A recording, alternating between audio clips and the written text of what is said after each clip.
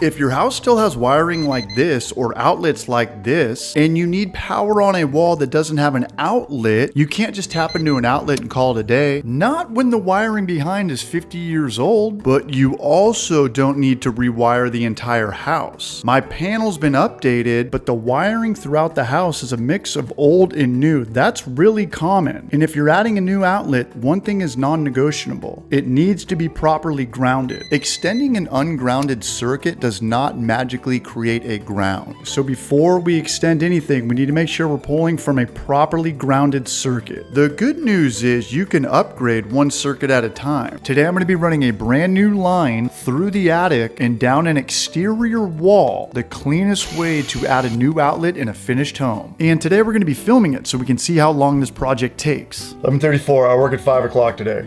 This I installed. There's Romex running through the crawl space up to this. In a perfect world, we could be just installing an outlet on the other side, let me show you, and avoid the attic altogether, but we do not need power here. So instead, I'm tying into the Romex I already ran into the attic, and I left enough slack to work with. But before we start drilling, I do need a reference point. This is where I want the outlet, and I'll be using magnets to find the stud, and I want the box centered in the stud bay. Measure existing outlets in your house so the height matches, and make sure you're using an old work box, the kind with wings that clamps to the drywall. Trace the box from behind, cut out the drywall, and make sure it fits snug, but do not install yet. Now I'm measuring from the wall to the center of the hole, so I know where to drill from in the attic. 64 inches. All right, time to get up in the attic. So when I first moved into this house, this thing was a wreck up here. I can't believe all this crazy stuff did not fall through. I boarded enough up for me to kind of get back and forth and put storage up here, even though I've not put one thing up here yet. But we've got to go pretty deep in there. We've got to go 64 inches. Got to go about, what is that, like almost like give or take 5 feet. So since I'm going to a lower and more difficult part of this roof, I'm going to board more of this up right now, so it's easier and less difficult. And if you're going to work in an attic regularly, 3/4 inch plywood is the way to go, not 1x boards. And if you don't have flooring, you need to stay on the joist. This is huge. This is not a floor. If you step between the joists, you're going to fall 8 feet from the ceiling. Falling through an attic is one of my biggest fears. Take your time up here. And just like that, we've got a little bit of a problem. 12:30, still pretty good. We're getting to the part of the roof that gets narrow. It's coming down on me like that. So I'm going to need to make some more precise cuts, some much smaller precise cuts. And keep in mind, this does not have to be permanent. It just needs to be secure for this task. Once the job is done, feel free to pull these out. Captain's log, 12:54. It's winter time, but it gets hot in attics. I wish it was 8 in the morning right now, but sometimes in life you just gotta work with what you got. And I think I failed to mention this, but I'm using the Romex in the attic and not the Romex in the crawl space, since I'm gonna be adding a light in this attic next week. Whoa, Nelly. Whoa, whoa. Didn't have that one down. Whoa, doctor. Take her easy. Here's my wall right here. What was it, 64 inches? Come on. 40, 50. All right, time to build a catwalk.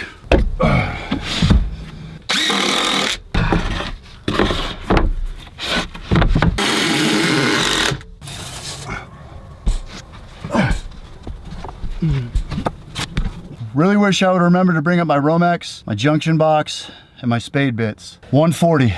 Working 3 hours and 20 minutes. But here's where I made a rookie mistake. All this work to get 64 inches down here, and I don't drill far enough back. Now look at the drywall in the office. I had one job. Nah, it's all good. It's an easy fix. But this was a bummer. The shank on my 3/4 inch spade bit was stripped. Now I can't screw it back out. Luckily, I have a 1/2 inch carbide bit. And remember, you're not drilling into a stud here. This is a double top plate. 2 layers of framing at the top of the wall. Now I'm feeding about 12 feet of Romex down the stud bay. This old house doesn't have insulation in the walls, so the wire drops almost straight down, I hope. Code also requires the cable to be stapled within 12 inches of this top plate, and I'll include all my tools in the description below. I'm also going to show you my favorite DIY Sparky tip at the end of this video. Time to head down and see if it landed. And there it is, a thing of beauty just to the right of our hole. Perfect. Now it's time to shut off the circuit we're going to be pulling power from. It's getting hot in here. So even though we killed the breaker, always double check with a voltage tester, and I actually have two. Never trust the breaker label. Check both sides of the Romex as well. You don't know what side the live one's on. And once you're absolutely sure the power is off, make sure you've got enough Romex too. Fourth quarter. Having extra wire is fine, but coming up short is a whole other headache.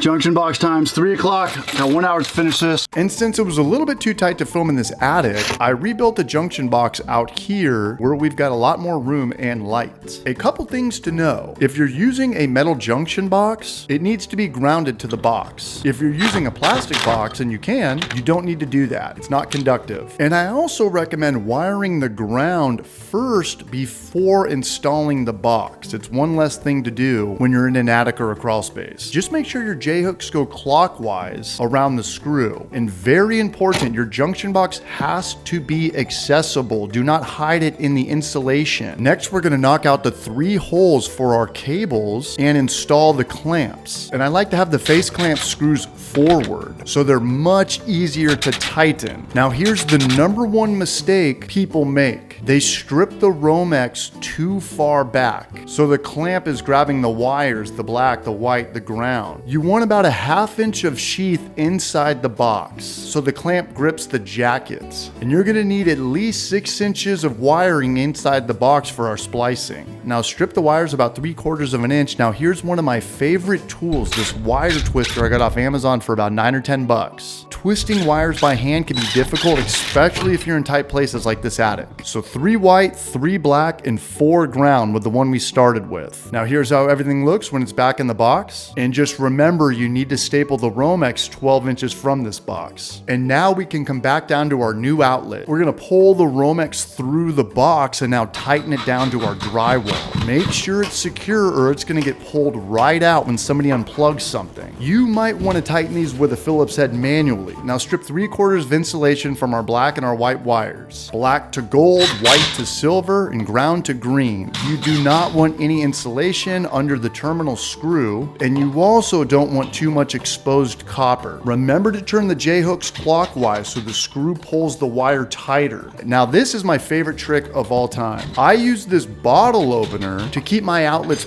perfectly straight so it doesn't end up crooked. Tighten them down, let's get the plate on. Everything looks good. We can turn the power back on, and now it's time to test it. Got it. Check it out.